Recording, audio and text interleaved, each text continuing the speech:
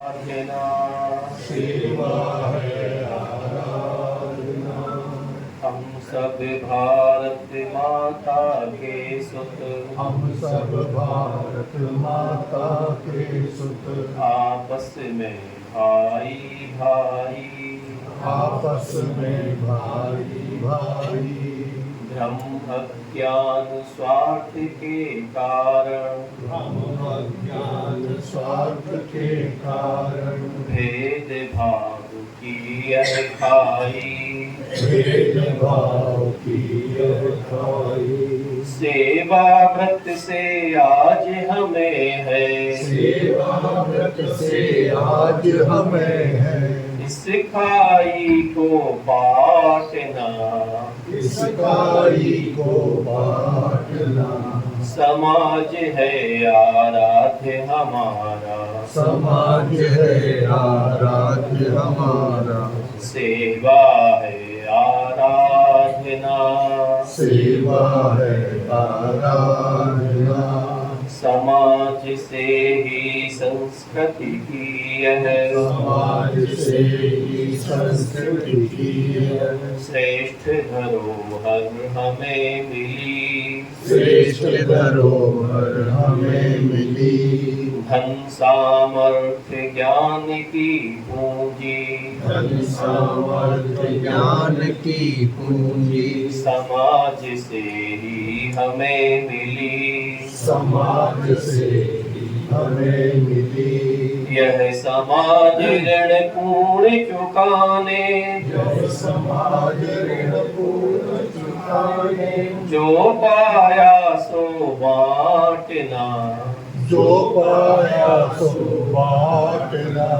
समाज है आराध्य हमारा, समाज है आराध्य हमारा, सेवा है आराधना, सेवा है आराधना।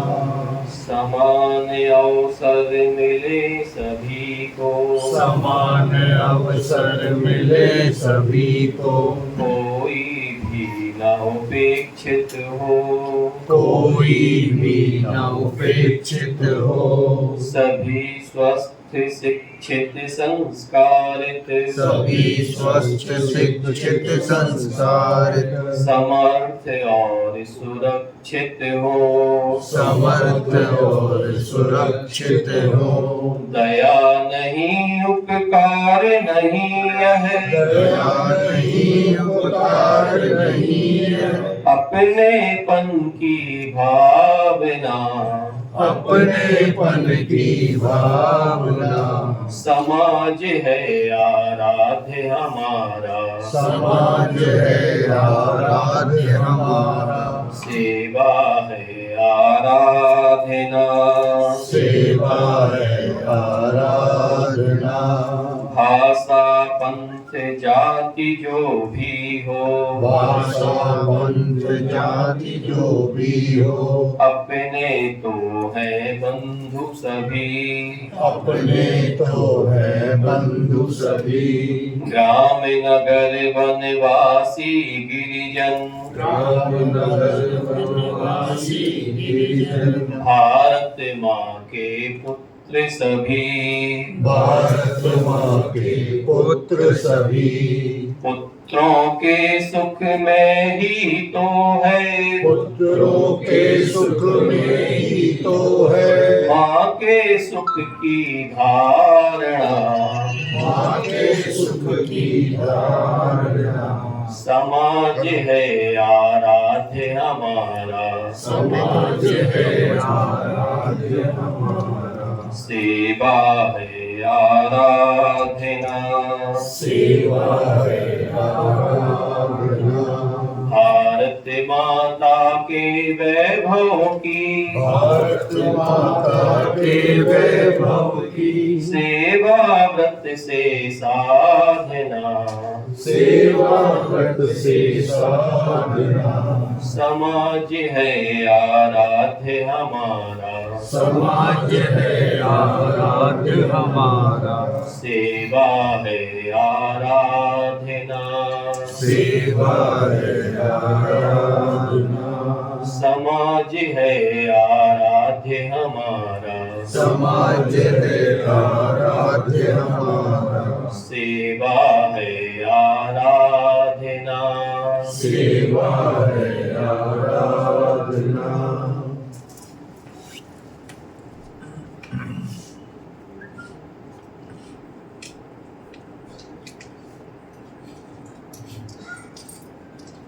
से ठीक 5 मिनट बाद अपन की बैठक प्रारंभ कर रहे हैं। हमारे बीच में जो हमारे प्रांत से अधिकारी आ रहे थे वो आ चुके हैं।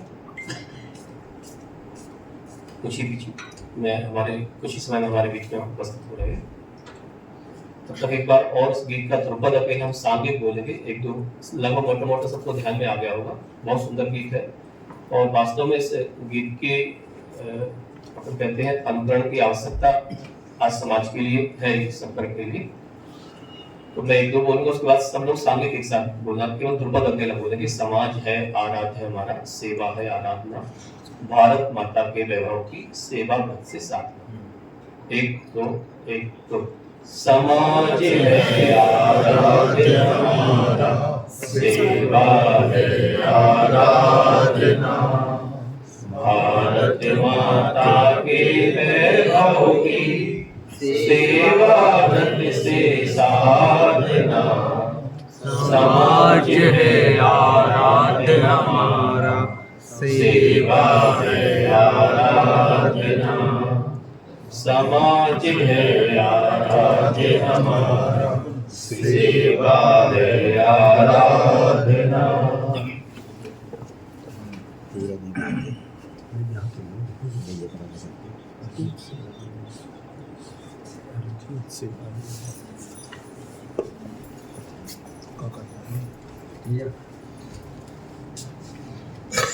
विभाग संचालक जी श्रीमान डॉक्टर गौरी शंकर जी चौबे और हमारे महाकौशल प्रांत के प्रांत प्रचारक प्रमुख विनोद जी भाई साहब से आग्रह करूंगा कि भारत माता के चित्र पर माला और साथ में प्रज्वलन करने का कष्ट करें।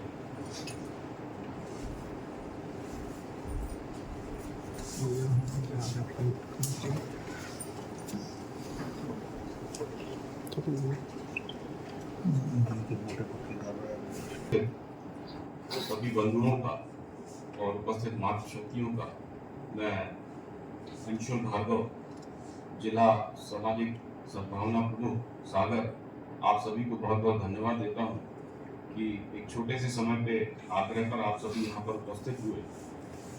हमारे बीच में परिचय की दृष्टि से मंच पर आसीन, मंच पर दाहिनी तरफ से माननीय विभाग संचालक जी श्रीमान डॉक्टर गौरी शंकर जी चौबे, आप अस्थि रोग विशेषज्ञ हैं और मूलतः बीना के रहने वाले। मंच पे बाईं तरफ हमारे माननीय प्रांत प्रचार प्रमुख का दायित्व भाई साहब का वर्तमान में है श्रीमान विनोद जी भाई साहब। आप 1998 से प्रचारक रहते हुए विभिन्न दायित्वों में जिला प्रचारक और विभाग प्रचारक रहते हुए वर्तमान में भी महाकौशल प्रांत का प्रांत प्रचार प्रमुख का भाई साहब दायित्व देख रहे हैं। आप मूलतः सिडनी से प्रचारक नहीं है। मैं माननीय प्रांत प्रचार प्रमुख विनोद जी भाई साहब से आग्रह करूंगा कि हमारे बीच में विषय रखें। उसके पहले परिचय की श्रेणी में हमारे क्षेत्र के सामाजिक समरसता का दायित्व भाई साहब देख रहे हैं। माननीय सुनील देव जी भाई साहब उपस्थित हैं। समाज के बहुत प्रबुद्ध लोग उपस्थित हैं, इसलिए किसी एक का परिचय करना ठीक नहीं, सबका करना चाहिए। एक परिचय सबका मैं करना चाहूंगा। हमारे बीच में जितने भी जाति समाज के बिरादरी के हमारे सब बंधु बैठे हुए हैं, सबसे पहले हमारी मातृशक्ति के तौर पर हमारे ब्रह्म कुमारी संस्था से आई हुई हमारी छाया दीदी, प्रगति बहन और लक्ष्मी दीदी, साथ में टीके सुनील जी भैया।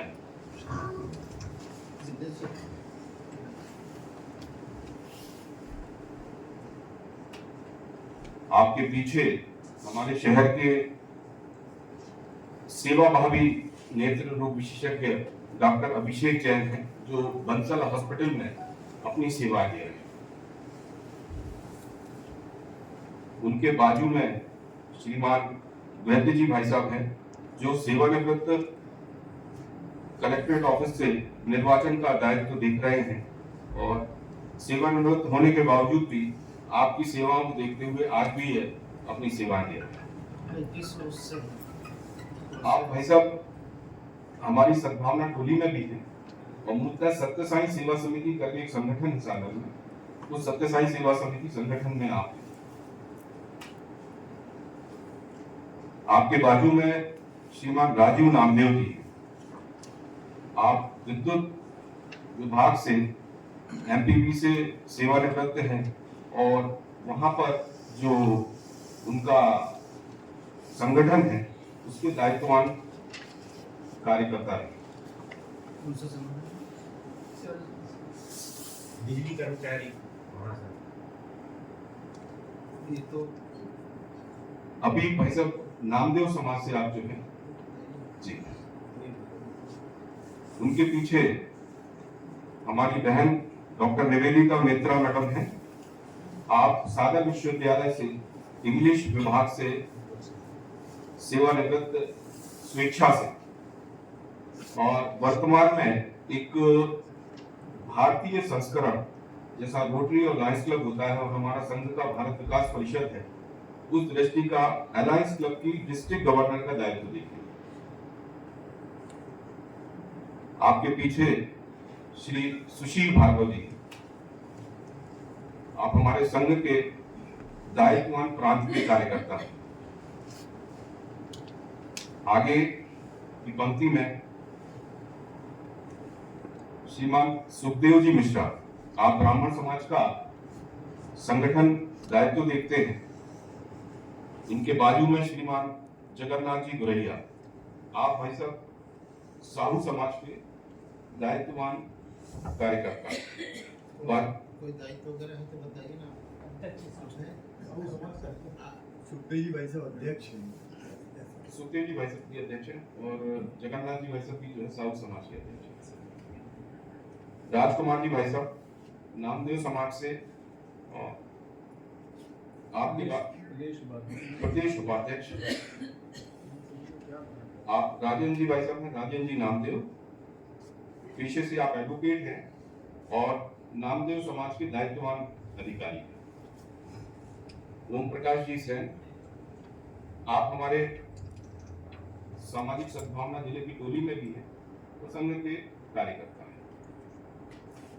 आपके पीछे श्रीमान सर्वजीत जी सूरी, आप सिख समाज का जो गुरुद्वारा समिति है उसमें वर्तमान में भाई साहब का दायित्व जो है महासचिव। आपके बाजू में श्रीमान अजीत सिंह आहूजवालिया, आप भी गुरुद्वारा समिति में दायित्व भाई साहब देख रहे हैं। आपके पीछे वृंदावन जी पाठक, ये युवा तरुणाई है भाई साहब सागर की। ये लोग बड़ी ऊर्जा से समाज में जागरण का और समाज सेवा का कार्य कर रहे हैं।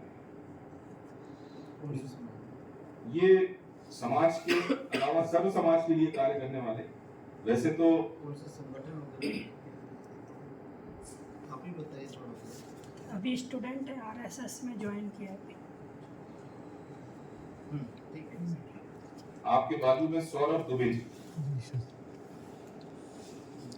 ये सोशल मीडिया में यूट्यूबर के तौर पे भी कार्य करते हैं और महर्षि अरविंद शाखा के कार्य और करते अपने हैं। संघ के स्वयंसेवक।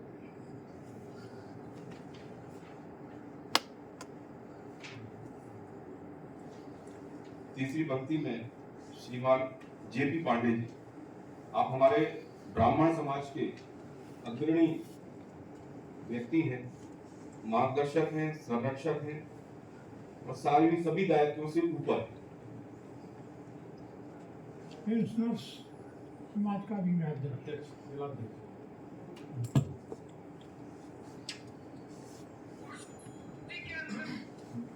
आपके बाजू में शिवशंकर जी मिश्रा, आप सर्व ब्राह्मण समाज से हैं। आप अभी वर्तमान में समाज के दायित्व में हैं। ऐसा मैं माफी चाहूंगा यदि कहीं नाम भूल के थोड़ा सा, यदि आप परिचय बता दें तो मेरी तरफ से इस मामले में जो है पंडित राजेश पारक है। आपके बाजू में वीरेंद्र जी माथुर हैं।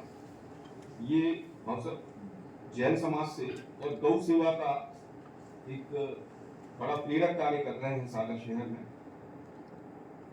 कभी आपका भोपाल रोड पे जाना हो तो वहां पर दयोदय के नाम से जो है, गौ सेवा के नाम से, और पेशे से व्यवसायी हैं।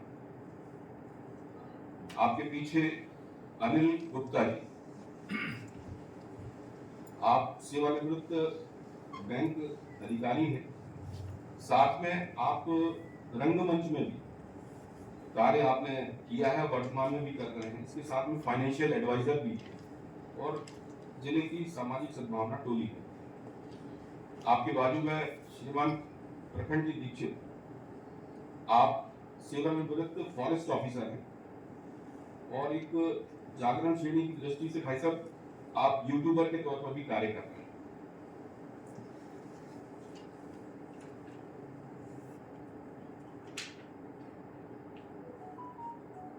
आपके बाजू में भूपर सिंह मरकाम, आप आदिवासी क्षेत्रों में सेवा कार्य कर रहे हैं और सेवानिवृत्त फॉरेस्ट के अधिकारी। आपके बाजू में श्रीमान इंजीनियर एस.आर. सिंह, आप क्षत्रिय समाज से भी हैं। इसके अलावा आप पूर्व में इंजीनियर्स फोरम के अध्यक्ष का भी दायित्व आपके पास रहा और ये इंजीनियर्स फोरम के सक्रिय कार्यकर्ता। आपके पीछे नरेश यादव जी, आप मोटिवेशनल और कैरियर काउंसलर हैं, साथ में गायत्री परिवार से। श्रीमान संतोष जी सोनी, आप सोनी समाज से हैं और साथ में धार्मिक जागरण के रूप में कार्यकर्ता के तौर पर कार्य करते हैं। सोनी समाज में राष्ट्रीय अध्यक्ष। भाई साहब आपका परिचय थोड़ा सा। जी, मेरा नाम यवेंद्र सोनी है और मैं सागर से हूँ और अभी वर्तमान में मैं युवा अध्यक्ष हूँ सराफा एसोसिएशन मध्य प्रदेश का। आपके पीछे उमेश जी सराफ, आप संघ के दायित्वमान कार्यकर्ता हैं, विभाग के दायित्व में हैं, प्रांत के दायित्व सदस्य भाई साहब। हम माखनलाल सोनी, अध्यक्ष स्वर्णकार समाज, कार्यकारी अध्यक्ष आप है सुशन सागर। आपके बाजू में श्रीमान मनु स्वर्णकार समाज, आपके बाजू में श्रीमान मनोज पांडे जी, आप ब्राह्मण समाज के एक दायित्ववान कार्यकर्ता हैं। साथ में भारतीय रेलवे में आप जो उनका कर्मचारी संघ है उसके भी दायित्ववान कार्यकर्ता। सबसे पीछे वीर सिंह जी भाई साहब, संघ के विभाग के दायित्ववान कार्यकर्ता है। भाई साहब परिचय आप दोनों दामोदर जी भाई साहब और आपके आगे श्रीमान प्रभास जी भाई साहब, आप विभाग के संघ के दायित्ववान कार्यकर्ता हैं। आपके बाजू में सतीश जी भाई साहब, सागर विभाग के सह कार्यवाह का दायित्व। आस्तिक जी भाई साहब, जिला प्रचारक सागर का दायित्व है।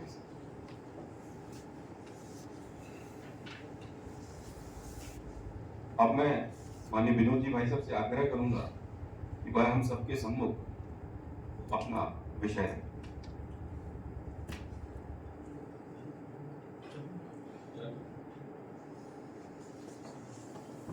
आज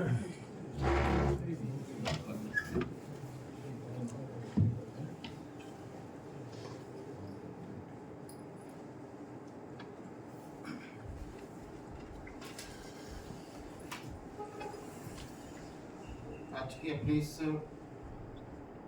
सागर की एक महत्वपूर्ण बैठक जिसमें आप सब लोग उपस्थित हैं, आप सबका हृदय से बहुत स्वागत, वंदन, अभिनंदन है।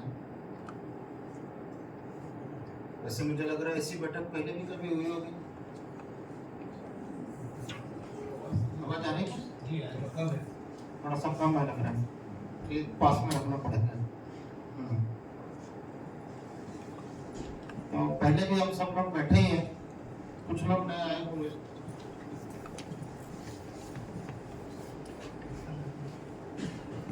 लेकिन यदि हम अपने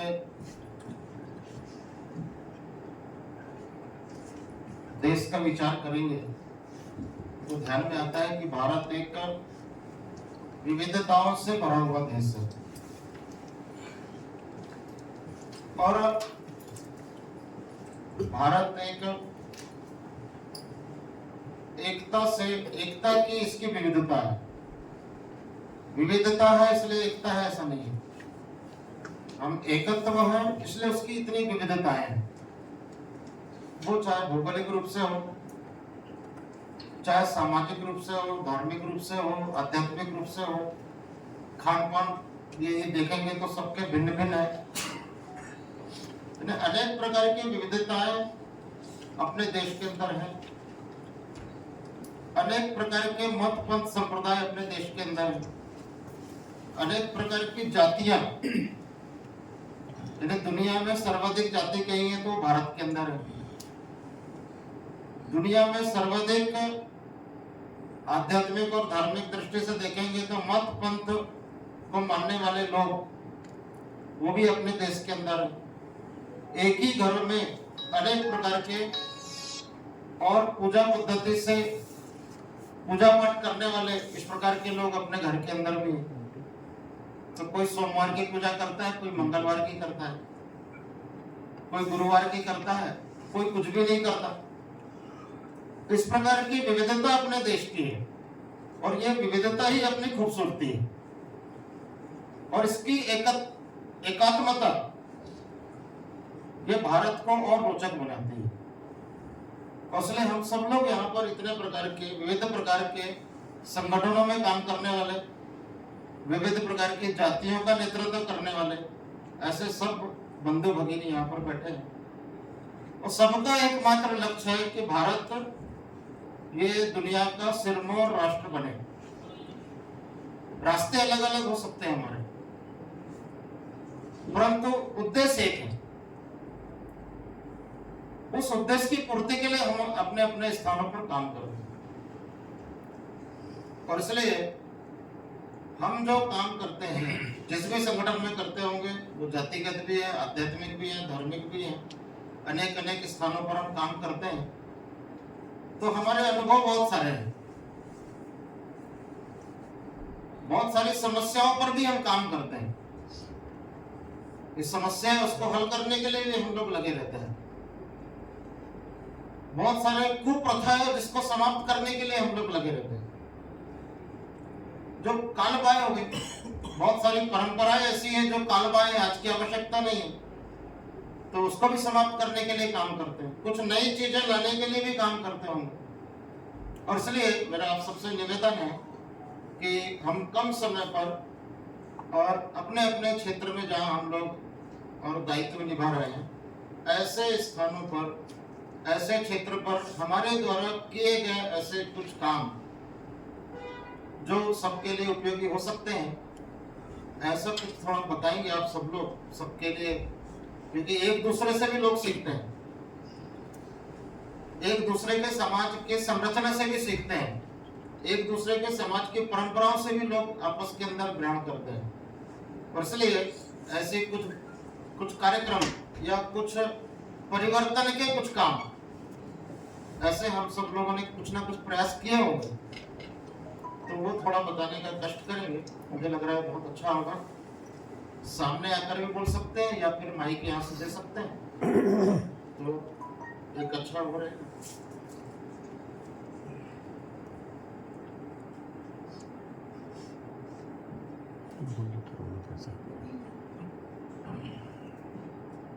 कैसे भी शुरुआत कर सकते हैं।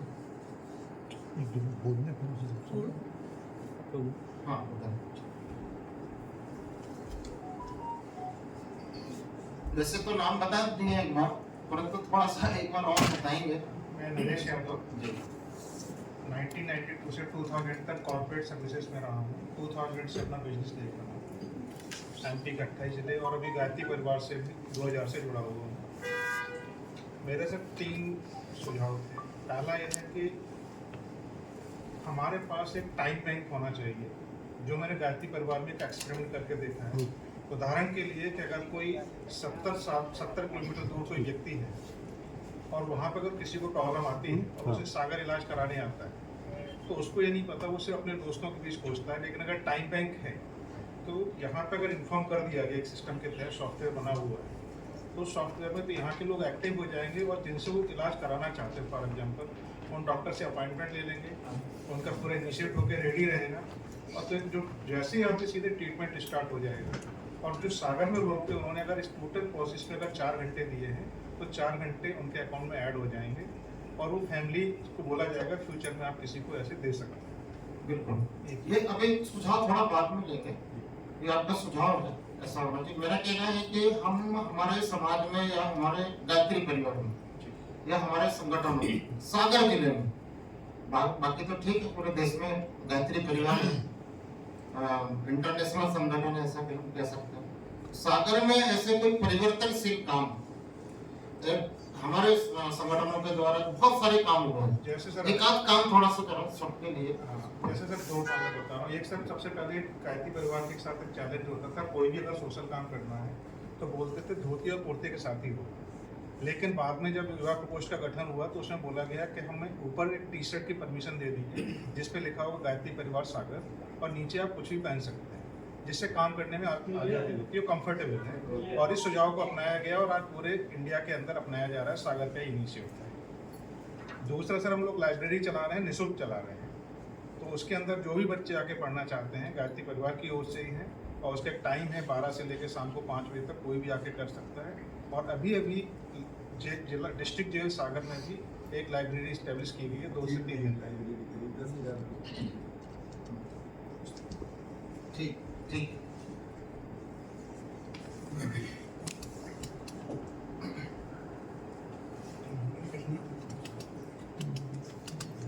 हरे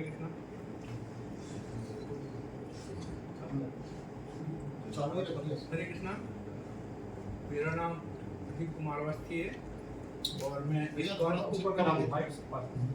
इस्कॉन से ये वाला दीजिए।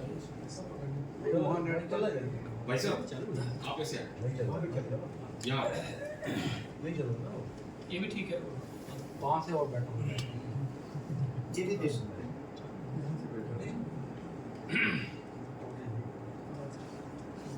हरे कृष्णा। मेरा नाम प्रदीप कुमार अवस्थी है और मैं इस्कॉन से रिटायरमेंट के बाद जुड़ा हूँ। तो आप सभी के चरणों में मैं प्रणाम करता हूँ।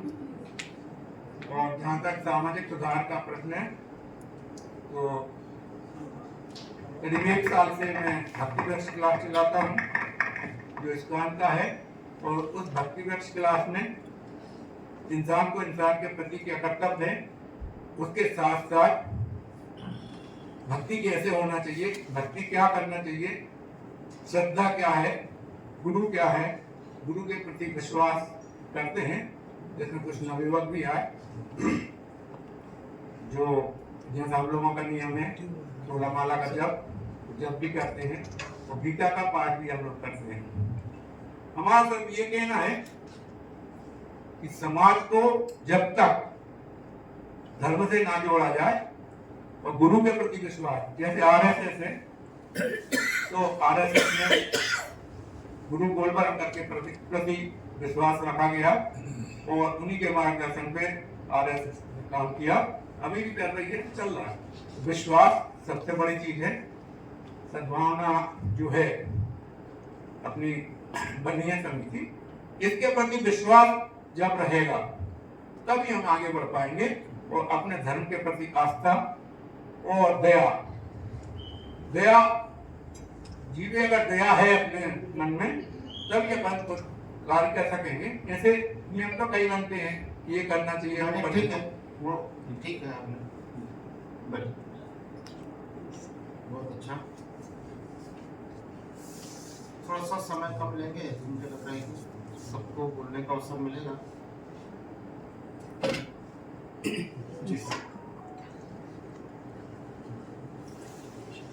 आइए वहीं से।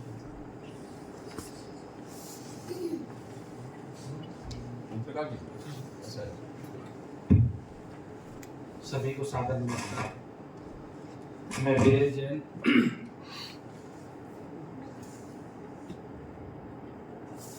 सद्भाव की बात आती है, सबसे बढ़िया चीज़ है सम्मान देने का। जो अभी हमने हाल ही में देखा, आचार्य विद्यासागर जी महाराज की जब समाधि हुई, जिस तरीके से लोगों ने, विजय सिख समाज का उल्लेख करना चाहूँगा, पूरे भारत में समाधि हुई, लेकिन जिस तरीके से उन्होंने सम्मान दिया है, तो हर समाज के प्रति जैन समाज के रुख बदला है कि ये तो हमारे अपने तो हैं, ये अपनत्व आया, ये अपनत्व आया जो सद्भावना बढ़ी है, ये सिर्फ सम्मान से बढ़ती है। मैं गौशाला का संचालन कर रहा हूँ पहले 12 वर्षों से। हमारे यहाँ मातृशक्ति आजकल आती है, वो बहुत सी पार्टियां मनाती हैं, तो मैं इतना सम्मान देने का प्रयास कर रहा हूँ, आप आ जाओ बहन जी, कुछ नहीं करना, आपको करना सब उन्हीं को है। तो जैन समाज की तो आती थी, अन्य समाज की महिलाएं भी आना चालू कर दी, वहाँ पर व्यवस्था करके रखी है। तो मैंने कहा जो किसी भी, आप ये मत देखो, जैसे ग्राहक दुकान पर आता है ना हमारे, तो उसमें तो किस समाज के नहीं बोलते, उसको सम्मान, आओ भैया बैठो भैया, चाहे कुछ लोग भैया। तो यदि हम आज समाज का सम्मान जो सागर पर अपेक्ष भी बात करते हैं, तो हमारे सागर में जिस सही जो माहौल बना हुआ है, पूरा धार्मिक माहौल बना हुआ है,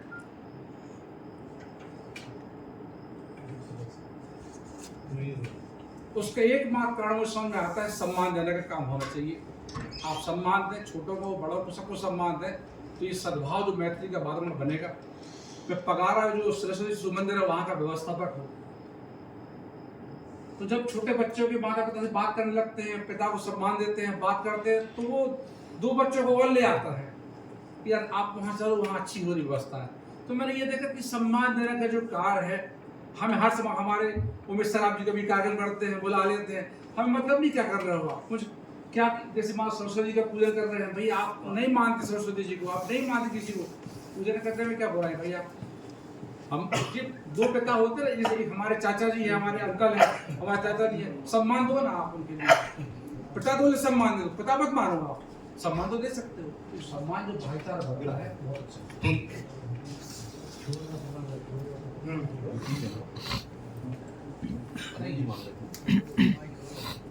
हाँ, वो नहीं कर रहा।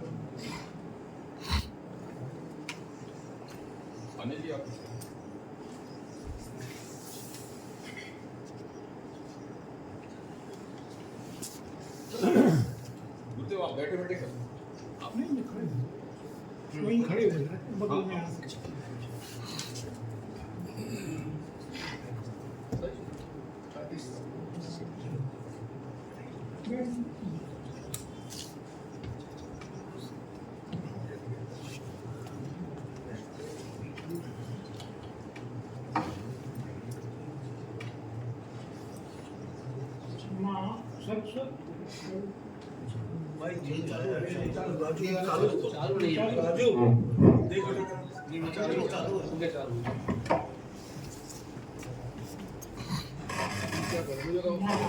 सती के चरणों में प्रणाम करता हुआ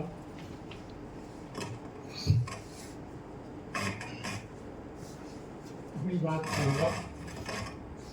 सबसे पहले मंच पर विराजमान हमारे मार्गदर्शक, प्रचारक और सामाजिक कार्यकर्ता, उनका सम्मान करता हूँ। माँ मंच के सामने विराजमान बहनें, बेटियां, माता जो भी तीनों स्तर की देवियां हैं यहाँ, तो उनको मैं प्रणाम करता हूँ। मंच के सामने विराजमान सभी द्वारक और अपने अपने विषय के बहुत जानकार यहाँ इस कार्यक्रम में सद्भावना बैठक में शामिल हुए।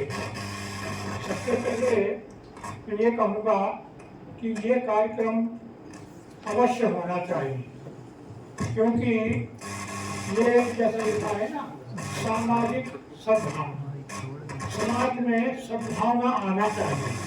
और ये चीज हमारे व्यक्ति के, हर व्यक्ति के मन में आना चाहिए कि सामाजिक सद्भावना क्या होगी।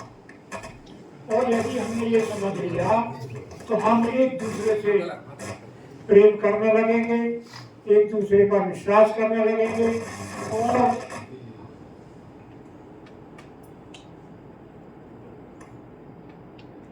अपने समाज को आगे बढ़ने के लिए हम नई पीढ़ी को मार्गदर्शन दे सकेंगे और हम अपने बुजुर्गों से भी मार्गदर्शन प्राप्त करेंगे, जैसे हमारे सामने बनाया। इन सब का अनुभव हमें मिलेगा तो हम निश्चित रूप से अपने समाज को आगे ले जाएंगे, उसका मार्गदर्शन कर सकेंगे और समाज की अगली पीढ़ी को आगे बढ़ाने में ये बहुत अच्छी बात होगी। ये अवसर सबको मिलेंगे तो मार्गदर्शन मिलेगा, नई पीढ़ी को मार्गदर्शन मिलेगा इस कार्यक्रमों के माध्यम से।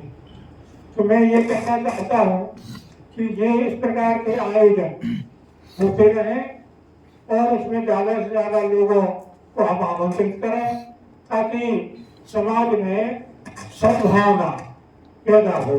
हम सद्भावना का अर्थ नई पीढ़ी को बताएं, बच्चों को बताएं कि सद्भावना क्या होती। भावनाएं सब जानते हैं, सबके अंदर कोई ना कोई भावना है, लेकिन सद्भावना जिस दिन आ गई तो मानिए कि आपका समाज, जहाँ आप बैठे हैं, जहाँ आप रहते हैं, जहाँ आपका घर है, गांव है, शहर है, उसको सबको मार्गदर्शन मिलेगा। इन कार्यक्रमों में सबसे बड़ी बात यही होती है कि हमें सभी विद्वानों का मार्गदर्शन मिलता है और नई पीढ़ी को हम वो मार्गदर्शन दे सकते हैं और समाज को आगे बढ़ा सकते हैं। इन्हीं शब्दों के साथ मैं अपनी वाणी को विराम देता हूँ। बहुत अच्छा। बालाघाट में एक बड़ी प्रमुख जाति है वहाँ की, वो है कमार जाति, कमार समाज बड़ी बड़ी मात्रा में है और वहाँ एक परंपरा जैसी भी हो गई है, वहाँ पे जातियाँ भी बहुत हैं। तो सभी जातियों के लगभग बड़े बड़े मंगल भवन वहाँ बने हुए हैं और मंगल भवन बने तो कुछ निश्चित समय पे ही कार्यक्रम होते हैं, तो साल भर क्या होगा, तो साल भर वो खाली रहते हैं, तो क्या करना चाहिए। तो गरीब बच्चे जो उन्हीं के समाज के गरीब बच्चे हैं जो पढ़ नहीं पाते, ऐसे बच्चों को लाकर वहां रखना, यानी मंगल भवन भी है और हॉस्टल भी है और निःशुल्क उनकी व्यवस्था करना, उनकी पढ़ाई कराना। और पढ़ाई यहाँ नहीं यहाँ पढ़ाई होगी बालाघाट में तो भोपाल भेजना, इंदौर भेजना, वहाँ सारी व्यवस्था करना, उनकी हॉस्टल में रख के पढ़ाई कराना। यानी शिक्षा पर एक बड़ा काम उनका, और ये कई वर्षों से वो कर रहे हैं और उसके कारण से उस समाज के अंदर जो गरीब बच्चे थे जो कभी पढ़ नहीं पाते थे, बालाघाट एक वनांचल क्षेत्र भी है, बैयर है, बिरसा है, लांजी है, नक्सल प्रभावित क्षेत्र भी है, ऐसे क्षेत्रों के समाज के बच्चों को लाकर पढ़ाना। तो वो बड़ी मात्रा में वहां से निकले और बाद के समय में ध्यान में आया कि अनुसूचित जाति जनजाति के लोग भी बहुत रहते हैं और इसलिए अपने और हॉस्टल में केवल पवार समाज नहीं, केवल एक जाति नहीं, तो उस क्षेत्र के गरीब बच्चों को लाने का काम उन्होंने प्रारंभ किया। वो मंगल भवन या वो हॉस्टल वो किसी एक जाति के लिए बना था, लेकिन वो उनके अंदर दृष्टि आई तो बाकी लोगों को भी लाकर वहां पढ़ाने का काम उन्होंने किया। एक बड़ा परिवर्तन वहां पर समाज के लोगों ने समाज के लिए और अपने क्षेत्र के अंदर ऐसे जो और भी अन्य लोग हैं उनकी भी चिंता करना, तो इस प्रकार का एक बड़ा काम वहां पर वो प्रारंभ किया है और कई सालों से चल रहा है, उसका परिवर्तन भी दिखाई पड़ रहा है।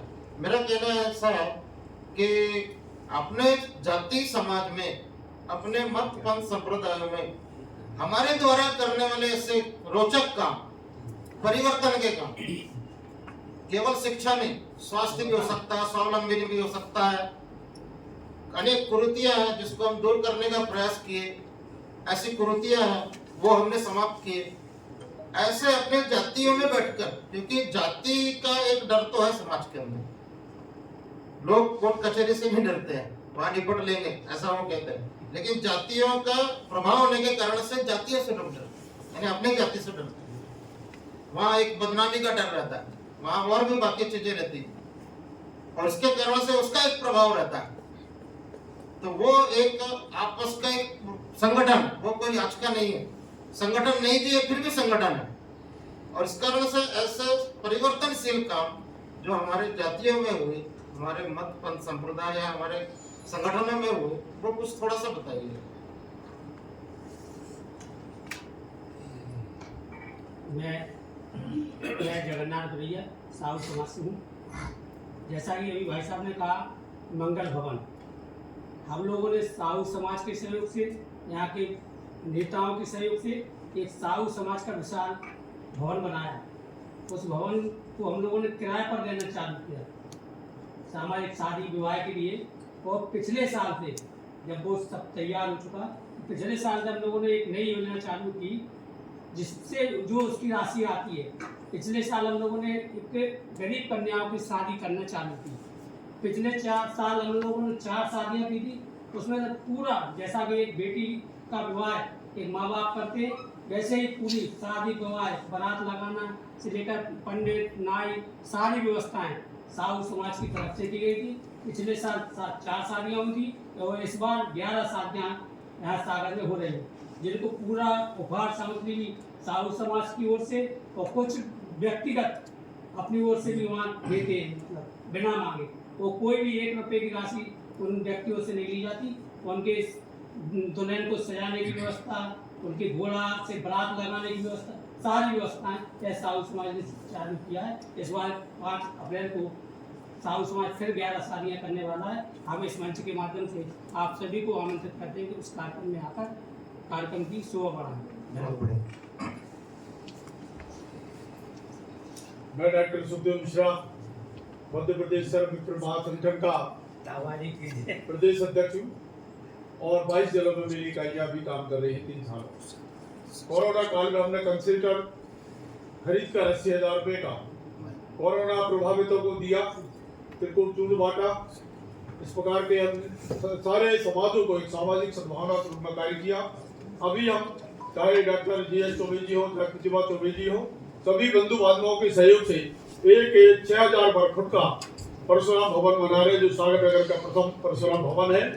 और इस भवन में हमारे संकल्प, हमारे संगठन का अकेले ब्राह्मण समाज को नहीं, विप्र समाज को नहीं, सारी समाजों को हम उसमें निःशुल्क रूप से उनके जो वैवाहिक कार्य है, मंगल कार्य है, उनको संपन्न करने के लिए दें।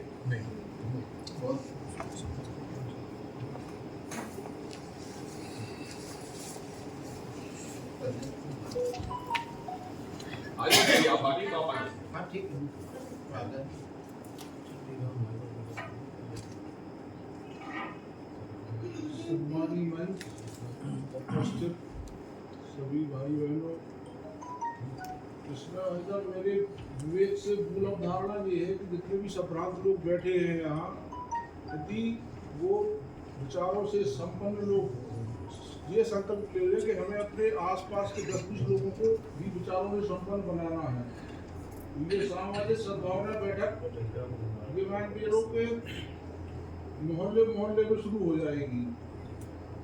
तो संकल्प लेने की बात यह है कि विचारों से संपन्न है, उनको अपने इर्द गिर्द के 10-20 लोगों को विचारों से संपन्न बनाना है, तो बहुत बड़ी संख्या हो जाएगी। ये और दूसरी बात ये है, जितने भी सामाजिक कार्य हैं वहाँ क्या है कि समाज में बहुत सारे लोग ऐसे हैं जो सहयोग करना चाहते हैं, लेकिन किसको सहयोग करें ये पता नहीं है।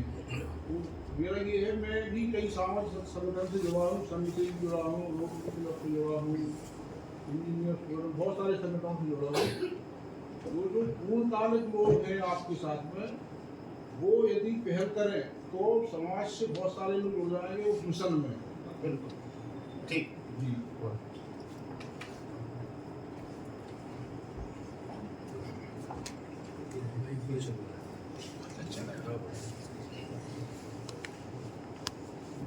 ओम शांति।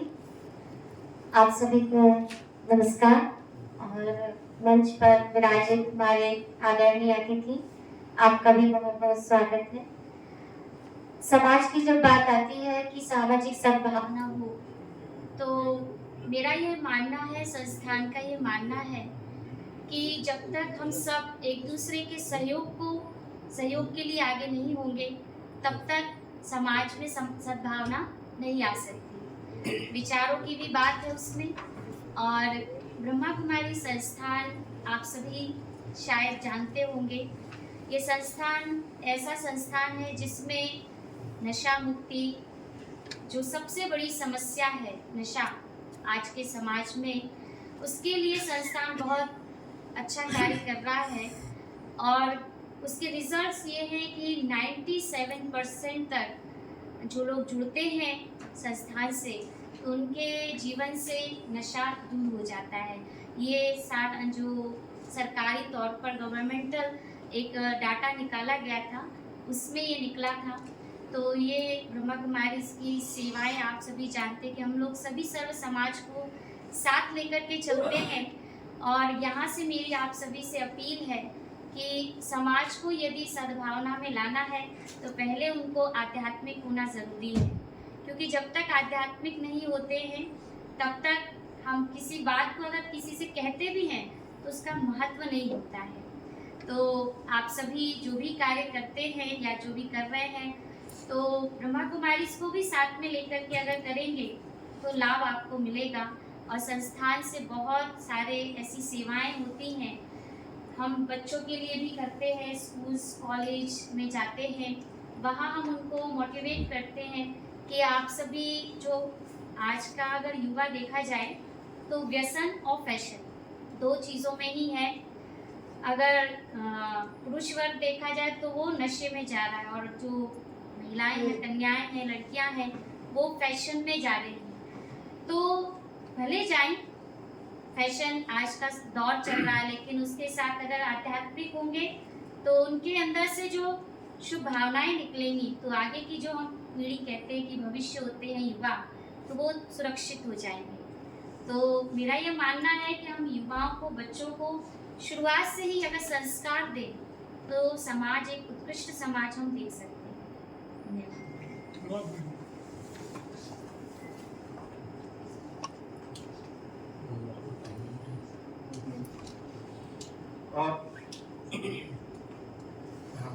और कोई बोलना चाहे तो? माइक नहीं चल रहा है यार, माइक नहीं चल रहा है नहीं, वो आपके हाथ में जो है चल रहा है, देखो उसको। माँ सरस्वती जी के चरणों में सशक्त नमन। सम्मानित मंच और आज कार्यक्रम में सभी समाज से पधारे हुए हमारे बंधुवार बहनें, सभी को प्रणाम। मैं संतोष सोनी मारुति, स्वर्णकार समाज का राष्ट्रीय अध्यक्ष हूँ। विगत समय अनेक वर्षों से रामनवमी, राम विवाह विष्णु प्रसाद आप इस से शहर में करते आ रहे हैं सन 85 से। अभी हमारे और साथियों ने मिलकर जो आज का विषय है सामाजिक सद्भाव, इसमें छोटा सा निवेदन है, सुझाव है। अपनत्व सेवा समिति का गठन किया, उसमें हमारे और भी सब लोग हैं। अंतिम संस्कार सन 13 से करीब 10 वर्षों में हमारी अपनत्व समिति ने करीब 5000 लोगों का, कोई भी समाज का हो, सद्भावना सामाजिक, न सोनी न साहू न अग्रवाल, कोई भी समाज की सूचना आती है, हम लोग बाकायदा उसका अंतिम संस्कार 3.5 कुंटल लकड़ी, किराना, कफन सब देके विगत समय में 4 लोगों को एकत्रित नहीं हो पाते थे तो शव यात्रा वाहन, डॉक्टर साहब आपने देखा भी होगा, वो भी निःशुल्क सेवाएं दे रहे हैं। सब लोग मिलकर कर रहे हैं, ये संतोष सोनी नहीं, सब। उसी में एक छोटा सा प्रयास किया था विगत 4 वर्ष पहले, जो हमारी किसी भी समाज में विधुर, विधवा, परित्यागता, तलाकशुदा युवा बहने भाई जो हो जाते हैं उनका क्या हो, तो हम लोगों ने प्रयास किया था इनका सर्वजातीय विवाह है। तो लोग कह रहे थे कैसे होगा विवाह, तो उसको ब्राह्मणों की भाषा में गंधर्व विवाह, मिश्रा जी, गंधर्व विवाह के माध्यम से 17 जोड़े सभी वर्ग थे। म्युनिसिपल स्कूल में विशाल मंच बना, सबके सहयोग से आयोजन हुआ और केंद्र सरकार इसकी योजना को पैसा देता है। जो लेफ्ट होता रहा बरसों से, उसको कहते हैं कल्याणी योजना। उसको विधवा नहीं कहती सरकार, उस बहन को कहती है कल्याणी योजना। उसको 2 लाख रुपए केंद्र सरकार उस बहन के खाते में, यदि वो फिर से विवाह घर बसाती है तो सरकार देती है। हम लोगों ने प्रयास किया, सभी जाति वर्ग के लोगों का सहयोग रहा, 17 जोड़े हुए, उनको सब लाभ मिला। ऐसी योजना आज हमारे समाज के सभी लोग बैठे हैं। मानव सेवा, ना सोनी, ना अग्रवाल, ना जैन, हमारे भाई बहन जो हैं जिनकी तकलीफ है वो हमारे हैं। हम कहीं ना कहीं से जुड़े हैं, क्योंकि इस नगर में हमने भी जन्म लिया, उन लोगों ने भी जन्म लिया, हमारे वो परिवार के हैं। हम लोग ऐसी भावना रखें, ऐसा सब लोग एक बार प्रयास करें। हर समाज में बहुत समस्या है, पहले तो सिवाय सब हो रहे, हमारे सोनी समाज का ही बहुत विशाल सम्मेलन होता है, हमारे विष्णु हमारे माखनलाल जी ने और ने पूरे लोग मिलके करते हैं। साहू समाज का होता, ब्राह्मण का हो रहा। अभी बच्चों को प्रोत्साहन कार्यक्रम भी किया था पद्मा का, उसमें बच्चों को प्रोत्साहन जिनको नहीं मिला वो अगली साल फिर तैयारी करते कि हमें भी मंच से सम्मान मिले। तो मैं तो आज इस मंच के माध्यम से कहूंगा कि हर समाज में एक बार पीड़ा उठा के और सब लोग एक मंच पर एक पंडाल के नीचे, जो जैसी ये जरूरतमंद है, विधवा, परित्यागता, विधुर, इनका एक बार परिचय सम्मेलन करें, आराम से वो अपना जोड़ा छाटे, 2 माह बाद उनका फिर सब लोग मिलके यदि गंधर्व विवाह करें तो ये हमारा सबसे निवेदन है। जय श्री राम।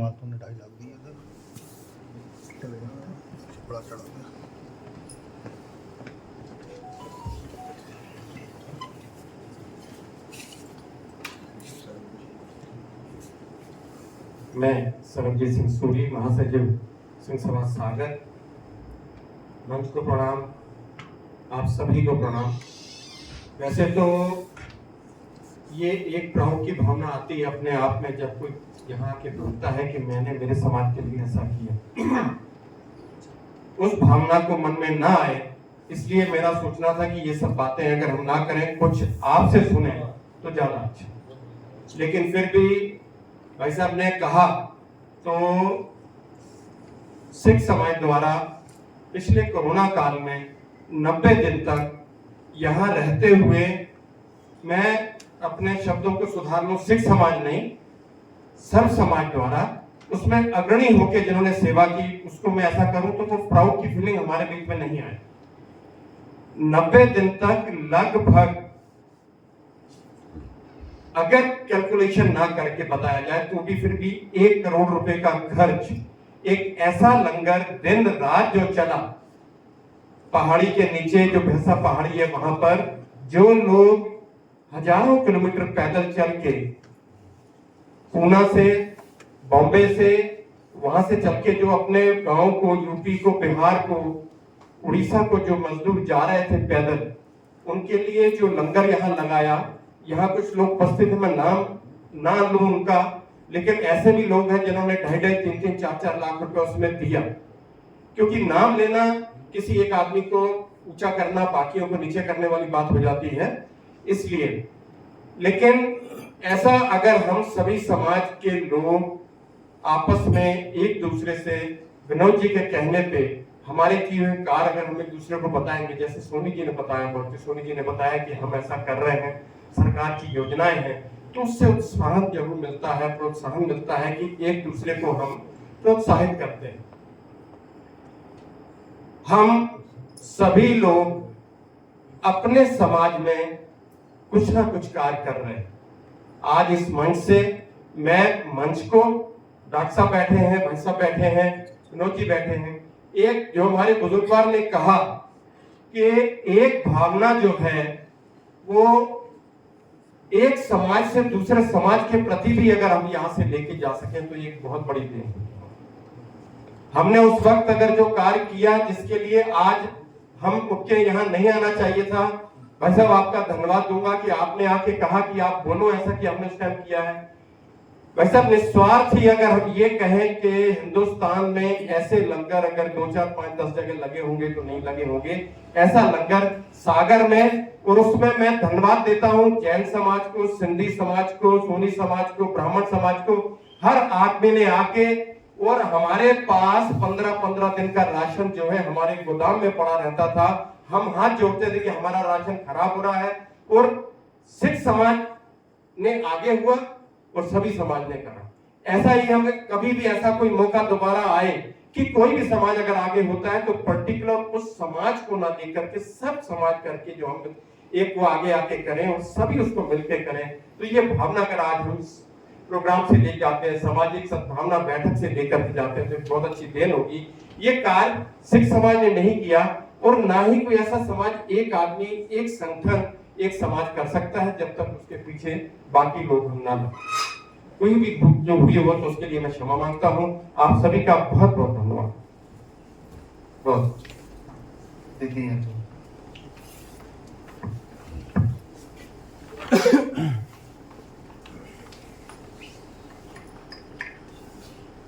मंच को मेरा सादर नमन, उपस्थित सभी जनों को मेरा सादर नमन, प्रणाम। मैं प्रतिभा चौबे अध्ययन समिति की अभी अध्यक्ष हूँ, और मैं कोरोना काल का एक अपना अनुभव आप लोगों के सामने शेयर करना चाहती हूँ। कोरोना काल में सभी परिचित है कि हमने कितना कठिन समय देखा, और हम लोगों के घर के पास में जो कि शमशान घाट है, और शमशान घाट में हम लोगों ने देखा कि लकड़ी की कमी के कारण जो 100 छत विक्षिप्त अवस्था में पड़े हुए थे, और कुत्ते हैं, कोई भी बिल्ली है, उन्हें खींच के रोडों पर ला रहे थे। तो इस तरीके की घटनाएं जब हम लोगों ने देखी तो मेरे परिवार की तरफ से कई टन लकड़ी हम लोगों ने दान में दी, और जिनसे उन लोगों का अच्छे से अंतिम संस्कार हो पाया। और मैं समझती हूँ कि कोरोना काल में चूंकि सद्भावना की बात अगर आती है तो सद्भावना एक ऐसी चीज है कि जानवरों को भी उसकी जरूरत होती है। तो हमने अपने परिवार के माध्यम से चारे के माध्यम से उन जो गाय है, पशु है, घूम रहे थे, उनको भी हम लोगों ने चारा उपलब्ध कराया। सद्भावना की ये मिसाल है, और कोरोना काल से हमें लग रहा है ये चीज सभी के मन में और ज्यादा जागृत हुई है कि कैसे हम लोगों की मदद कर पाए। और तब से लगातार मैं अपना बता रही हूँ कि हमें जहाँ भी सूचना मिलती है, मैं अपने परिवार की तरफ से जितनी सहयोग राशि हम लोगों की सहयोग के रूप में दे पाते हैं। अभी मैं एक सिरोंजा में एक छोटा वो बच्चा है 21-22 साल का, तो उसकी किडनी दोनों खराब हो गई। हमें लग रहा है सर कोई यहाँ पर नहीं सज्जन बैठे हैं जिनको ये जानकारी नहीं होगी। मुझे पेपर के माध्यम से, दैनिक भास्कर के माध्यम से ये जानकारी लगी थी, तो मैं अपने परिवार के साथ, अपने भाई के साथ उसकी सहयोग राशि उसको उधर समर्पण करने गई थी। और मैं चाहती हूँ कि जैसे सोशल मीडिया कई चीजों में नेगेटिव भी होता है और पॉजिटिव भी, अपन जो भी सहायता लोगों की करते हैं उससे सोशल मीडिया के माध्यम से प्रचार करते हैं, तो ये सोचने वाली बात होती है कि उसे लोग अच्छे रूप में ले रहे हैं या बुरे रूप में ले रहे हैं। तो एक को देखकर दूसरे की कड़ी जुड़ती जाती है, और हमने ये देखा भी है कि कई लोगों ने हम सहयोग कर गया है, उसके बाद कई लोग और भी वहां पर सहयोग करने गए। तो यदि हम संपन्न है, सक्षम है और लोगों का सहयोग कर पा रहे हैं तो हमें इसमें पीछे नहीं हटना चाहिए। इन्हीं शब्दों के साथ जय हिंद, जय भारत। ठीक, और कोई है?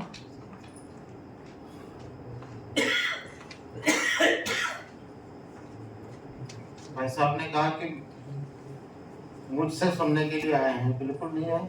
हम सब एक दूसरे को सुनने आए हैं। मैं भी आप जैसे ही हूँ और मैं भी आपके अनुभव ये सारे और समेटते हुए मैं तो पूरे प्रांत में घूमता हूँ, तो मेरे लिए बताने के लिए अच्छा होगा और एक दूसरे की जानकारी हम सबको मिलती है और इस कारण से बहुत अच्छे अच्छे अनुभव आते हैं।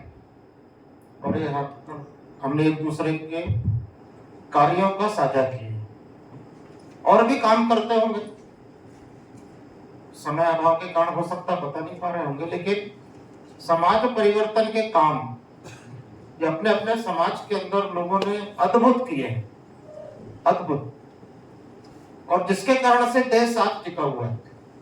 सब कुछ सरकार ही करेगा, शासन प्रशासन ही करेगा, ऐसा नहीं। ये समाज नहीं होता तो सरकार वगैरह कितने भी कुछ भी कर लेना, कुछ नहीं होगा। इसलिए समाजों ने, धार्मिक आध्यात्मिक संगठनों ने और भी अन्य ऐसे बहुत सारे संगठन हैं जिन्होंने अद्भुत काम पूरे देश के अंदर किए। अब हम थोड़ा मंडला डिंडोरी की तरफ भी यदि देखेंगे तो वहां एक बीमारी आई, वो है सिकल सेल। वो कई वर्षों से, अभी अपने जो राज्यपाल हैं मंगू भाई पटेल, ये गुजरात से आए हैं। गुजरात में ये मंत्री थे, मध्य प्रदेश गुजरात सरकार के मंत्री थे और वो स्वयं जनजाति है। वो जिस क्षेत्र से आते हैं वहां पर ये बीमारी भयावह थी। वहां उन्होंने प्रयास किया ये समाप्त होना चाहिए और ऐसा कहते हैं कि उनके प्रयास से गुजरात के अंदर ये सिकल सेल समाप्त हुआ। जब वो यहाँ राज्यपाल होकर आए, यहाँ उन्होंने देखा कि जनजाति समाज के अंदर ये बीमारी है क्या, वो बीमारी पाई गई और मंडला डिंडोरी शहडोल अनूपपुर ऐसे जो जनजाति क्षेत्र है वहां पे रहने वाली जातियां, उनके अंदर वो बीमारी है। और आश्चर्य होगा कि केवल जनजातियों के बीच में है क्या, ऐसा नहीं, सर्वाधिक किसमें है तो वहां एक साहू समाज है उसमें सर्वाधिक, झारिया समाज है उसमें सर्वाधिक, फिर जनजाति समाज, फिर बाकी। यानी ये बीमारी क्या है तो 35 साल में महिलाएं बुजुर्ग हो जाती हैं, 40-45 में तो भगवान को प्यारे। और इस प्रकार की बीमारी पुरुषों के अंदर भी ऐसे, यह समाप्त होना चाहिए, इसके लिए उन्होंने प्रयत्न किया है। होने का कारण क्या है तो इसके मूल में वो गए। उसके मूल में जाने के बाद में ध्यान में आया कि बहुत नजदीक में विवाह करना, संबंध करना। तो साहू समाज के अध्ययन के वहां ध्यान में आया कि साहू समाज 12 गांव से बाहर नहीं जाता, 13 गांव में नहीं गए। अब साहू समाज कहाँ है, पूरे हिंदुस्तान में है, हर कोने में है, बाहर क्यों नहीं निकल सकते। तो ये जो एक गलत परंपरा जो डली है आज भी, शिक्षित होने के बाद भी, उसके कारण से ये आज वो बीमारी स्थायी रूप से वहां चल रही है। इसको दूर करने का प्रयत्न ये हो सकता है क्या, तो वहां के जो युवा है उनके अंदर और ये विषय डाला गया है कि तुम अपना विवाह जरा बाहर करो, साहू समाज में ही करो, बाहर जाओ थोड़ा, 12 गांव के बाहर जाओ, 13 गांव भी हो सकते हैं, 14 गांव भी हो सकते हैं। जनजाति समाज में परंपरा है मामा की लड़की से शादी कर लेना, बुआ के लड़के से शादी करना, यानी आपसी जब विवाह करेंगे, शादी करेंगे तो इस प्रकार की बीमारी सहज आती है। ये दूर हो सकता है कि नहीं हो सकता है, सहज बात है। ऐसी जातियों के अंदर जो बीमारियां आ रही हैं उसको कैसे दूर कर सकते हैं, समाजों ने भी संकल्प लिया और राज्यपाल जो यहाँ आए उन्होंने भी प्रयत्न किया। उसके कारण से एक बड़ा धीरे धीरे अंतर मुझे लग रहा है कि 5-7 साल में आ जाएगा, 5-7 साल में हम इस बीमारी से मुक्त हो सकते। मेरा कहने का मतलब है कि ऐसी कुछ गलत परंपराएं जब चली आती हैं तो समाज में अनेक प्रकार के ऐसे और बीमारियां सहज आती हैं, उसको कैसे दूर करना एक उदाहरण मैंने दिया। कुल मिलाकर ऐसा है कि हमको अपने अपने समाज के अंदर थोड़ा व्यापक दृष्टि डालना पड़ेगा। अब जैसे मैंने पवार समाज को बताया ना, तो उनकी एक कमी बालाघाट में दिखाई पड़ी। बैयर है वहां, तो बैयर में एक स्थान है, उन्होंने कभी वहां और वो गए, वहां पर उन्होंने एक मंदिर बनाया और उन्होंने लिख दिया पवार समाज, पवार राम मंदिर, बोर्ड लगा दिया पवार राम मंदिर। और उसके कारण से क्या, रामनवमी में बड़ा कार्यक्रम और केवल पवार समाज के लोग आ सकते हैं, अन्य कोई नहीं। तो मेला है, मेला लगता ही है दिन भर का, तो पवार समाज के लोगों ने मेला लगाना चालू किया। अन्य जाति के लोग वहां प्रवेश नहीं, मेले में भी नहीं। सम्मेलन में तो ठीक है, कोई आपकी जाति का सम्मेलन इसलिए नहीं आ सकता। लेकिन ये 5-7 साल पहले अपने लोगों के ध्यान में आया कि नहीं, मंदिर भगवान तो सबके हैं, यहाँ सब आ सकते हैं। अपने लोगों ने बातचीत किया, उनसे निवेदन किया कि ये मंदिर सबका है, यहाँ सबको आना चाहिए। आप सम्मेलन में किसी को मत बुलाओ, अपने जाति का सम्मेलन है वो करो। उसके कारण से वहां परिवर्तन आया कि सब समाज के लोग वहां मंदिरों में जाना चालू हो गया। अपनी भी बैठकें वहां प्रारंभ हो गई, क्योंकि इतना बड़ा स्थान बन गया। वहां मंगल भवन, बाकी के और सब और भी कई भगवान वहां विराजित हो गए और सब लोगों का वहां आना जाना प्रारंभ हो गया। तो ऐसी जो कई बार अपने यहाँ कुछ कमियां रहती है, उसको कैसे दूर कर सकते हैं? ऐसी व्यापक दृष्टि, हम हैं छोटे स्थान पर लेकिन हमारी दृष्टि व्यापक, ये कैसे हम कर सकते हैं? मुझे लग रहा है कि ऐसे हम सब समय समय पर बैठेंगे तो ऐसी बहुत सारी चीजें भी आएंगी जिसको हमको और समाधान करना पड़ेगा। बहुत छोटी छोटी जातियां हैं, उन जातियों के अंदर न संगठन है न और कुछ है, और इसके कारण से वो कोई विरोध भी नहीं कर सकते, वो और दंश झेलते रहते हैं। अभी आप सब लोगों ने संदेश खाली का नाम सुना होगा। जनवरी के पहले मुझे लग रहा है मैं भी नहीं सुना। बंगाल के अंदर है, क्या है संदेश खाली, तो वहां पर सर्वाधिक रहने वाली जाति है, सर्वाधिक संख्या में वो है अनुसूचित जाति। क्या किया वहां पर लोगों ने? तो टीएमसी के गुंडों ने वहां पर 13-14 साल की बच्ची से लेकर 70-80 साल की बूढ़ी माता राम तक को नहीं छोड़ा, दुर्व्यवहार किया, कार्यालय में लाकर किया। और ये कोई 1 दिन 2 दिन चलते रहा ऐसा नहीं है, ये चलते रहा लगातार। और वहां पर एक शेख शाहजहां इस प्रकार का एक नेता, उसके नेतृत्व पे ऐसे टीएमसी के गुंडे ये कई वर्षों तक चलाते रहे। कोई मुंह खोलने वाला नहीं, कोई बोलने वाला नहीं, ना उनका संगठन है ना उनका कोई है। बाद में जब वहां धीरे धीरे एफआईआर लिखना ना कुछ नहीं, जब ये घटना सारे देश के अंदर धीरे धीरे ध्यान में आई तो बाकी के लोगों की आंखें खुली, बाकी फिर सब लोग गए और उसका विरोध भी हुआ, ज्ञापन भी सारे देश के अंदर दिए।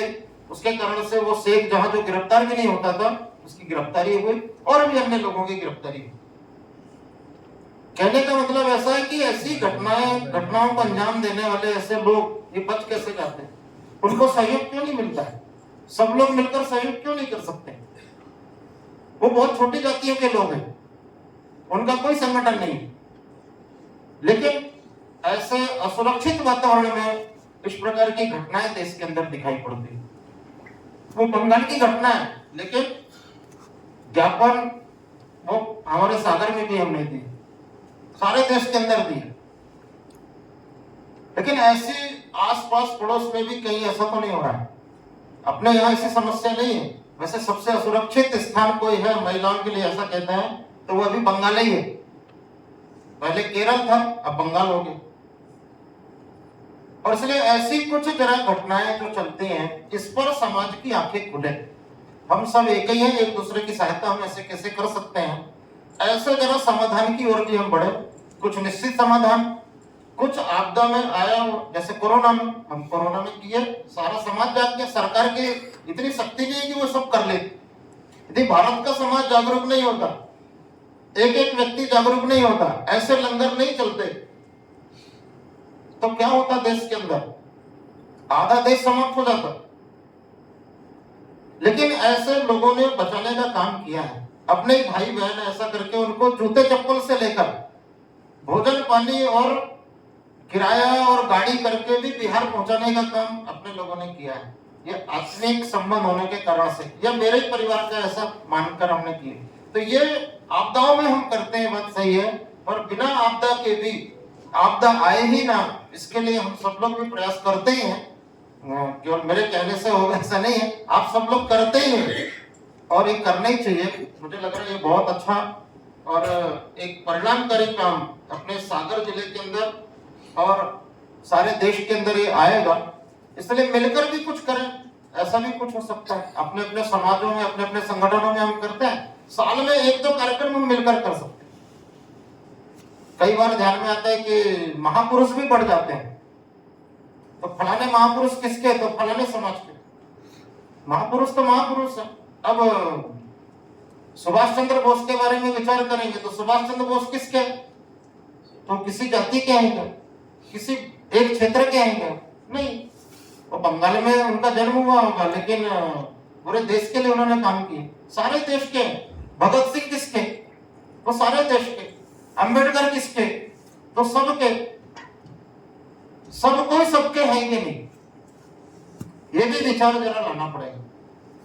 और नहीं तो महाराणा प्रताप की जयंती आई तो कोई एक निश्चित लोग मना रहे हैं, ऐसा होना चाहिए नहीं। महाराणा प्रताप सबके, शिवाजी सबके, ये विचार समाज में हमको देना पड़ेगा। ये सारे महापुरुष किसी एक जाति में जन्म लिए हैं, ये बात सही है, परंतु उनका दृष्टिकोण, उन्होंने जो काम किया वो व्यापक किया, सर्व समाज के लिए, सारे हिंदुस्तान के लिए उन्होंने काम किया। इसलिए ऐसा दृष्टिकोण अपने अपने और क्षेत्र के अंदर, समाज के अंदर ये आना चाहिए। कई बार इसी में वैमनस्यता बढ़ती है, वैमनस्यता के कारण ये कई बार हो जाते हैं। और इसलिए अंबेडकर जयंती कहाँ मनाएंगे, महाराणा प्रताप की जयंती कहाँ होगी? ये दूरियों को समाप्त करना, ये काम वास्तव में हमारा होना चाहिए। हम प्रबुद्ध लोग हैं, कुछ है न्यूसेंस क्रिएट करने वाले लोग हैं समाज में, है, उनको भी हम कैसे जोड़ सकते हैं, उनको भी हम कैसे और दिशा दे सकते हैं। जब दिशा देंगे, बातचीत होगी, चर्चा होगी, उनको भी समझ में आएगा कि नहीं। कई बार राजनीतिक रूप से करने वाले लोग रहते हैं, तो ऐसे कुछ जो बाधक और बनने का प्रयत्न करते हैं, उसको थोड़ा सा जरा समझाने का, बुझाने का, बताने का प्रयास करेंगे, क्योंकि वो कोई विरोधी नहीं है, अपने ही समाज के हैं, अपने ही लोग हैं। किसी कारणवश इस प्रकार की चर्चा करते हैं, बातचीत करते हैं, न्यूसेंस क्रिएट करते हैं, उनको जोड़कर हम कैसे एक मुख्य धारा में लाने का प्रयास करेंगे। मुझे लग रहा है निश्चित रूप से एक हिंदुत्व भाव से, हिंदू भाव का जागरण करते हुए, और ये सब काम हम जब आगे करेंगे तो एक बड़ा परिवर्तन सारे देश के अंदर आएगा। अभी अभी ये जो वर्ष है 2024 का वर्ष, ये हम सब के लिए बहुत महत्वपूर्ण वर्ष है, और हम सब अपनी आंखों के सामने भगवान राम के मंदिर का पुनर्निर्माण होते हुए देखा है, और उसके अंदर पुनर्प्रतिष्ठा, भगवान राम फिर से अपने और स्थान पर वापस आए हैं। और वो दृश्य देखकर सबको एक अद्भुत लगा ही होगा। वहां पर तो कुछ निश्चित लोग बुलाए गए थे, लेकिन फिर भी 7-8 लोग ये आ गए थे। वो भले सीधे अयोध्या के अंदर नहीं थे, लेकिन आसपास सब थे। और जैसे ही वहां पे ये प्राण प्रतिष्ठा पूर्ण हुआ, तो हम सबको पता ही है कि वो 2 दिन के अंदर 6-7 लाख लोगों ने दर्शन किए। लेकिन अद्भुत वातावरण था। भगवान राम हो सकता सबके लिए भगवान नहीं होंगे, लेकिन मर्यादा पुरुषोत्तम श्री राम तो हैं। ये मर्यादा पुरुषोत्तम श्री राम ये हमारे और जीवन के केंद्र है। यदि राम को भारत से माइनस कर दे, कुछ बचेगा क्या? कुछ नहीं बचेगा। तो राम मर्यादा पुरुषोत्तम है, राम भगवान है किसी के लिए। राम किसी के लिए दामाद निकल में बैठक ले रहा था, तो वो नेमा समाज के बंधुओं ने बताया कि बोले राम तो हमारे दामाद लगते हैं। तो राम किसी के दामाद है, राम किसी के भांजे हैं। तो ऐसे रिश्ते जोड़कर भी और भगवान राम को उस प्रकार से और एक अपनत्व का और नजदीक लाने का एक प्रयास चला है। इसलिए वो किसी एक समाज के हैं, किसी एक संस्था के हैं, ऐसा नहीं। सारे देश के वो राम है, और इसलिए राम यानी राष्ट्र। यदि राम को हटा दें तो राष्ट्र के अंदर कुछ नहीं बचने वाला है। और इसलिए राम यानी राष्ट्र, राष्ट्र यानी राम, इस प्रकार का दृश्य हम सबको दिखाई पड़ा है, उसको हम बना के रखेंगे। लेकिन भगवान श्री राम ने जिस प्रकार की मर्यादा का पालन उन्होंने अपने जीवन के अंदर किया है, और एक राम राज्य की उन्होंने स्थापना की थी, ऐसे ही पुनर्राम राज्य की स्थापना हम कर सकते हैं कि नहीं मिलकर।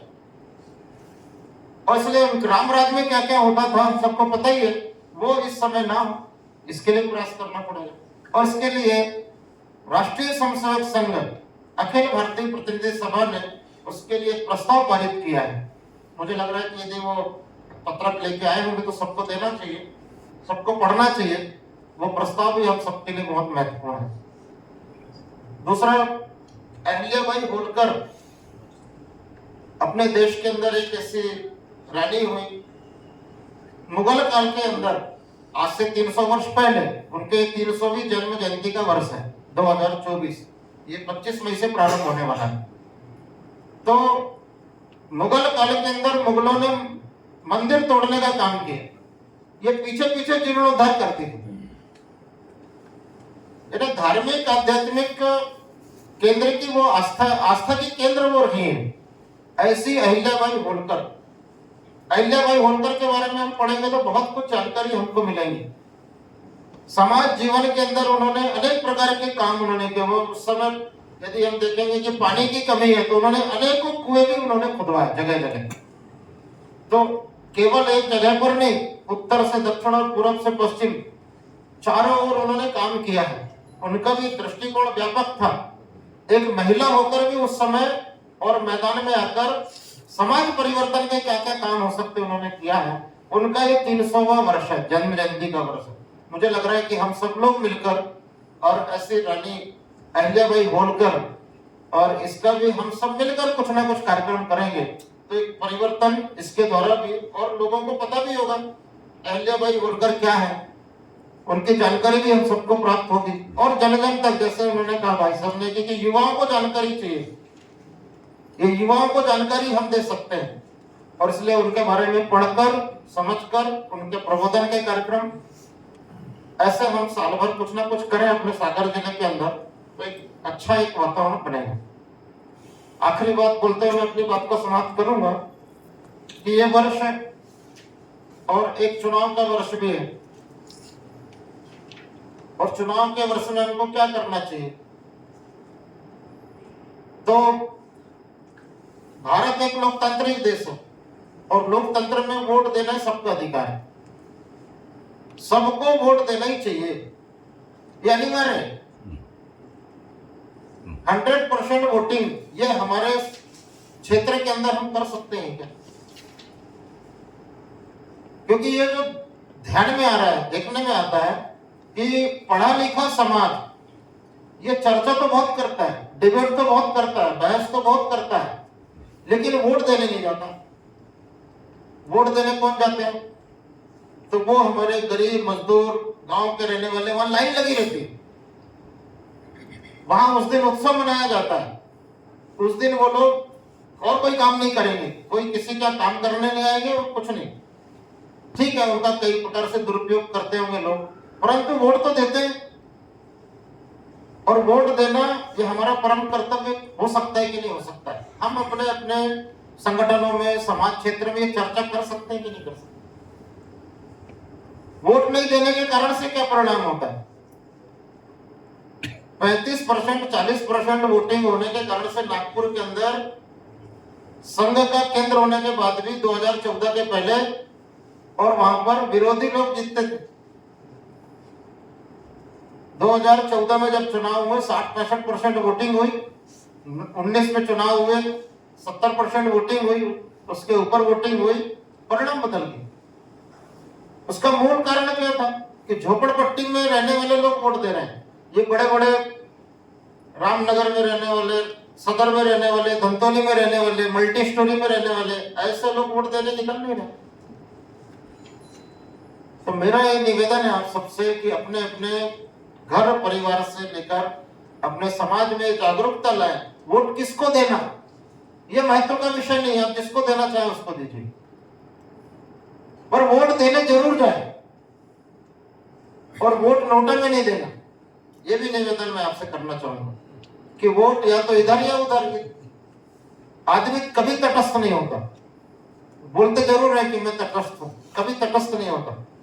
या तो इधर होगा या उधर होगा, इस पाले में होगा या उस पाले में होगा, कहीं भी होगा, पर वोट जरूर देने जाए, ऐसा हम सबको निवेदन करना चाहिए अपने अपने समाज क्षेत्र के अंदर और अपने अपने नगर के अंदर, लोकसभा के अंदर।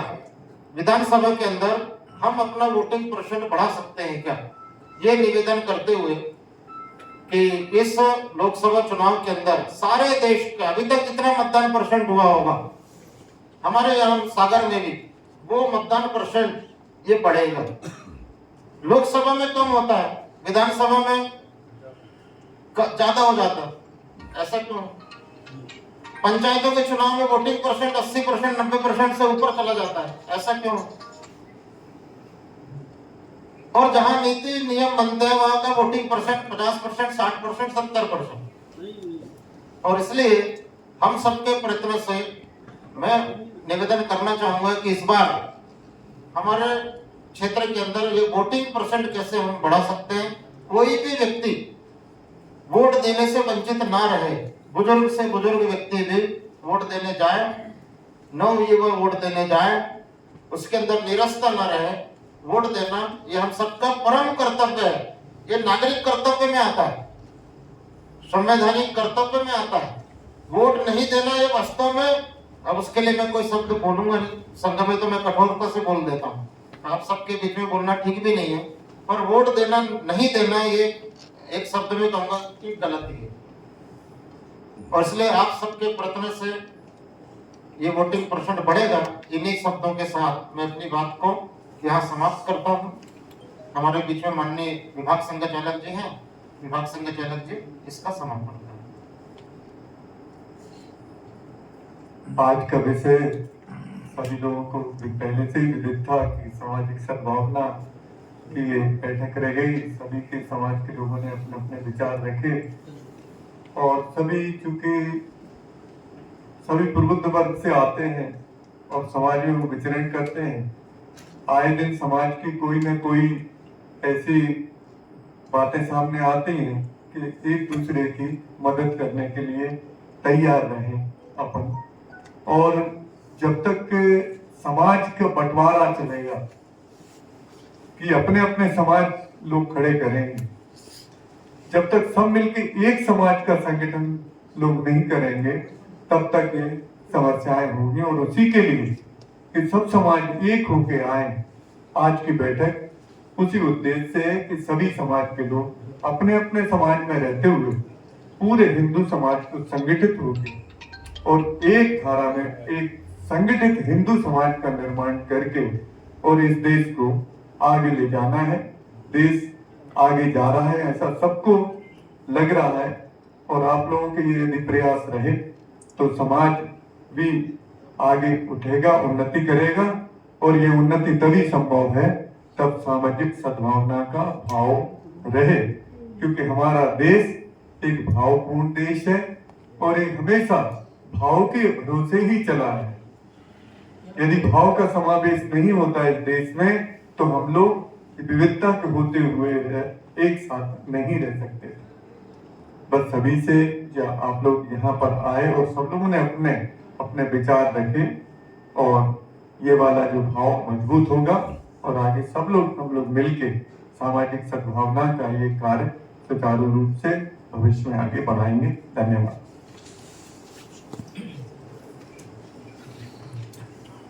हमारे बीच में एक परिचय चूंकि हमारे जिला संघ चालक जी श्रीमान धीरेन्द्र जी मिश्रा वो एक बैठक में थे, थोड़ा सा देर से विलंब से उनका आना हुआ। मैं श्रीमान विनोद जी भाई साहब का उनके उद्बोधन के लिए धन्यवाद देना चाहता हूं और मेरे को ऐसा लगता है कि समस्त जाति बिरादरी के हम सभी बंधुओं के लिए यह प्रेरणादायक होगा और राष्ट्र को सबल करने वाला। इन्हीं शब्दों के साथ मैं ओम प्रकाश जी को कल्याण मंत्र के लिए आमंत्रित करता हूं। इसके बाद हम सभी साथ में भोजन करेंगे। सभी लोग बोलेंगे सर्वे भवन्तु सुखिनः, सर्वे भवन्तु सुखिनः, सर्वे सन्तु निरामया, सर्वे सन्तु निरामया, सर्वे भद्राणि पश्यन्तु, सर्वे भद्राणि पश्यन्तु, मा कश्चित् दुःख भाग् भवेत्, मा कश्चित् दुःख भाग् भवेत्। ओम शांति शांति शांति। ओम शांति शांति शांति।